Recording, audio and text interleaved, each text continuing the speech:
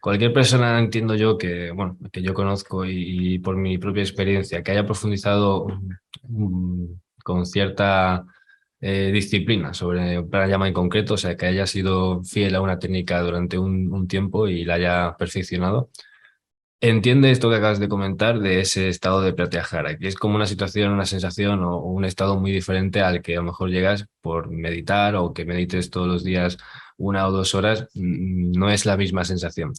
Eh, ¿Hasta qué punto requiere tanta profundidad el trabajo sobre el pranayama? Porque yo evidentemente lo he hecho con 2, 3 técnicas, pero hay infinitas. En todas tardas, porque yo he tardado meses en perfeccionarlo para poder llegar a esos estados, por ejemplo. En todas se tarda esto en... ¿Se puede ir más directo a ese estado de pratyahara, a esa abstracción con alguna técnica más en concreto o tu experiencia dice algo al respecto? ¿Qué me puedes decir sobre eso? La fusión unificación, por un lado, del pranayama, por otro lado, de la práctica regular de la meditación, son bases, fundamentos muy importantes para acceder ya a otro tipo de mentalidad, a otro tipo de conciencia. Tenemos todos que entender que a prácticas más totales, resultados más totales, prácticas parciales, resultados parciales. No es lo mismo una persona que haga 20 minutos de pranayama, que está muy bien al día, a una persona que haga 2 horas. En la antigüedad había una escuela esencial en la India que se llamaban los pranavadins. La he buscado por todas partes y no la he encontrado, así como he encontrado a distintas ramas del Hatha Yoga, como los Lingayat, los Nata Yogis y tantos otros, nunca he encontrado ningún pranavadin. Era una escuela que decía, sin pranayama no hay yoga. Y era una escuela, sobre todo, que utilizaba básica y nuclearmente el pranayama para el desarrollo interior y aproximación al samadhi. Quiero decir con todo ello que no es lo mismo que practiquemos una técnica a fondo o que la hagamos parcialmente. No es lo mismo flirtear, por decirlo así, coquetear con el yoga, que las personas que se dedican a la práctica constante del yoga. Por eso habría que hacer una diferencia notable entre lo que es el practicante de yoga y lo que es el yogi. Yo sigo siendo, después de 60 años, un practicante de yoga, no me merezco llamarme un yogi, porque el yogi es aquel que ya ha entrado en un nivel diferente de sabiduría, de entendimiento, de realización personal y de compasión. Somos practicantes de yoga, pero no somos yogis. El yogi además sigue otra forma de vida, como me decía Babaji Sivananda de Benares, que durante tantos años fui a entrevistarle y que tanto nos queríamos. Él era un sadhu típico sin nada en la vida. Como me decía, los yogis no se muestran, los yogis no van como actores dando las vueltas al mundo y presentándose en grandes festivales, no tienen grandes arras, no son estos gurús de masas, la mayoría falsarios, etc. El yogi, cuando llega a un grado ya muy especial de conciencia, empieza a retirarse. ¿Por qué? Porque quiere salvar los obstáculos que representan la malla para el 90% de las personas. Démonos cuenta de que de esos 60 o 30 o 40 millones que ahora se dice que hay de practicantes de yoga, la mayoría no tienen auténticos ideales yógicos. Y a mí me parece bien que la gente vaya al yoga uno para curarse la escoliosis, el estreñimiento, el hipotiroidismo, etcétera. Magnífico. Yo siempre digo, no importa por qué llegas al yoga, ya el yoga te puede transformar si en ti hay esa simiente de anhelo de transformación. Pero el 90% de todos estos millones de practicantes de yoga en realidad no están interesados por el yoga, están interesados por cosas que les puede dar el ejercitamiento yógico, incluso en la meditación. no van por un ideal de explorar la conciencia, muchos van a la meditación por estrés, por insomnio, por ansiedad, y está bien porque vivimos en una sociedad tan caotizada, tan enferma, que la gente demanda técnicas que le ayuden a sobrevivir. Cuando una persona que a lo mejor nos esté escuchando ahora y que le llame la atención todos estos temas, pero realmente hay una confusión muy grande en textos, en, bueno, en contenido que puede haber también en Internet, en las formaciones que se hacen de yoga. En general hay mucha confusión, hay personas que enseñan cosas que no han experimentado o que se repiten demasiado y no tienen una gran base y es muy confuso. Yo entiendo que para muchas personas puede resultar muy confuso. ¿Tú qué podrías decir que se puede esperar de ser disciplinado, constante y esforzado en el buen sentido con una técnica concreta de pranayama? ¿Cuál es el cambio psíquico que se puede llegar a notar si se mantiene esa disciplina? Ya que has apuntado lo de las formaciones, también te diré que si hiciéramos un examen a los formadores, un examen serio, nos quedaríamos espantados y asombrados, porque veríamos, como tú ya has apuntado también, que ellos no han practicado en el 90% ninguna técnica, que hablan mucho de el Ujjayi y nunca lo han practicado o raramente, y lo mismo con el Bastika, y no digamos nada de los mudras y bandas, y sí, todo eso te lo dan en la formación, pero personas efectivamente que es como si yo, sin ser farmacéutico o médico, me dedico a dar todo tipo de recetas, de productos farmacéuticos. Luego ahí hay mucho riesgo y mucho peligro. Con respecto a la tenacidad, hay un adagio que dice, me acuerdo que un erudito llamado Probot Mitra me lo trasladó en Delhi, que dice, mediante el esfuerzo continuado llegamos al esfuerzo sin esfuerzo. Tú mismo sabes que no has empleado el mismo esfuerzo cuando has comenzado con la práctica del pranayama o cuando ya llevabas meses practicando ese ejercicio. ¿Qué cabe esperar? Primero, que la práctica se facilita, pero como en cualquier disciplina en nuestra vida. Y luego que empiezas a recibir no solo los beneficios fisiológicos, sino psicológicos, que son muchos, del pranayama.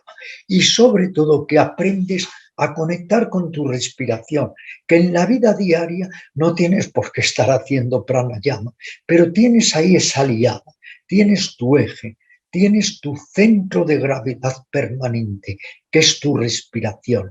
Cuando vas a la consulta de un médico, cuando vas a unas suposiciones, cuando estás alterado, cuando te irritas, cuando experimentas ansiedad, tienes tu eje. Vuelves a tu hogar interior, que es tu respiración. Nos puede ser de una ayuda extraordinaria para estar conscientes. Todo lo que ahora se habla del mindfulness.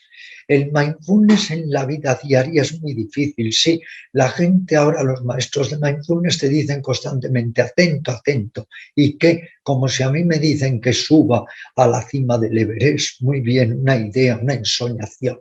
Pero si estás atento a la respiración, entonces sí que la atención mental aumenta, se intensifica y crece. Porque no olvidemos una cosa, es que la respiración siempre está disponible. Respiramos de 15 a 20 veces por minuto. Al nacer lo primero una inhalación, al morir lo último una expiración. La respiración es como un eje energético que está siempre ahí, del que podemos echar mano. Cuando estamos hablando sobre todos estos beneficios más cotidianos, aquí a mí me suele pasar mucho y me suelen preguntar sobre cuestiones muy específicas, ¿no? Cuando comenté que íbamos a tener esta entrevista, algunas personas me enviaron preguntas que les gustaría hacerte. He elegido alguna cosa que creo que ahora puede tener bastante sentido que puedas responder o puedas aclarar. Y antes has hecho referencia a esto, el uso de técnicas concretas de pranayama para objetivos muy específicos, para personas que tengan ansiedad, para personas que tengan situaciones de depresión quizá, o que no sepan centrarse emocionalmente, ¿no?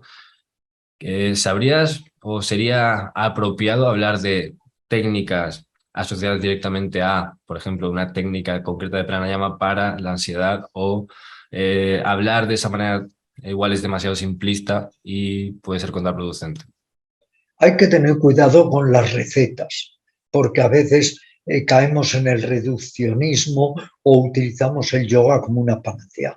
Pero desde luego, para la ansiedad hay algo incontestable. Extiéndete, relájate, busca unos minutos al día para hacerlo y aplica respiraciones diafragmáticas o que llamamos en yoga bajas o abdominales. Hazlas cada vez más lentas y más profundas. Y sobre todo, esto es importantísimo para todos, no solo para los que tengan ansiedad, sobre todo, trata de ir alargando al máximo y ralentizando la exhalación del aire. Es un método también meditacional excepcional, el tratar de alargar, de ralentizar todo lo que se pueda, pero muy poco a poco, la exhalación del aire. Eso tiene un gran efecto relajatorio y sedante. Si además eso se quiere acompañar con un sonido, con un mantra, simplemente con decir yo al inhalar, soy al exhalar, o simplemente uno, o, o lo que fuere, también ayuda. Y luego, el saber que hay que aplicar técnicas introspectivas de asanas. Los asanas podríamos dividirlos en los expansivos y que generan más ansiedad. Como tengas ansiedad, ejemplo, pues el Natasiravarrasana, el Ustrasana o camello, el Dhanurasana, el Salavasana, porque tú sabes muy bien, generan una tensión, incluso puede subir la presión arterial. Y asanas más relajantes, como son todos los de acción hacia adelante, la pinza, el Hanusirasana y otros tantos. Unos son asanas expansivos, los de hacia detrás, los otros son asanas introspectivos y de recogimiento. Igual, aunque no hay que recurrir a recetas, que el Vakrasana, el Ardha Matyendrasana, el Matyendrasana, los asanas de torsión también tienen su función. O personas que están perdiendo la memoria o la perceptividad, les puede ayudar los asanas de inversión. No hay que ir al Sirsasana, basta con que hagamos el Viparita Karani u otros. Hay que evitar, sí, las recetas, pero es cierto que hay técnicas que nos pueden ayudar. También mucho, Ariel, de visualización y de meditación. Por ejemplo, hay personas que les viene muy bien para la ansiedad hacer una técnica que se llama la noche mental, que es ir oscureciendo el campo visual interno, como si es una pizarra negra o la bóveda celeste totalmente negra. Hay personas que también sentir las sensaciones en las palmas de las manos y en las plantas de los pies, que enseguida se sienten, es muy fácil, les ayudan mucho a concentrarse y relajarse. Hay muchas técnicas. Ahora, yo diría que lo mejor en lo posible es nutrirse con un buen número de técnicas, no excesivas, pero un número prudente de técnicas. Y también encontrar lo que supongo a cada persona le puede ayudar mejor, ¿no? Cada Eso, cierto será muy diferente. no, eso por supuesto, por eso digo que el yoga es su propio laboratorio viviente y lo que a uno le puede ir muy bien, a otro le puede ir muy mal. A mí, por ejemplo, me ha ido muy bien durante años, aunque nunca la he hecho en ninguna clase. Fíjate, llevo 51 años, nunca he dado en ninguna clase el Sirsasana o la postura sobre la cabeza. Yo he llegado a hacerla 30 y 35 minutos y me ha venido muy bien como trabajo interior y vaciamiento de contenidos psicomentales. Entonces, a una persona, una técnica le puede venir bien, a otra mal. Cada uno tiene un poco ahí que tantear, que probar, que darnos cuenta de que a la larga, al final, cada uno es su propio maestro, su propio discípulo, su propio terapeuta y su propio paciente.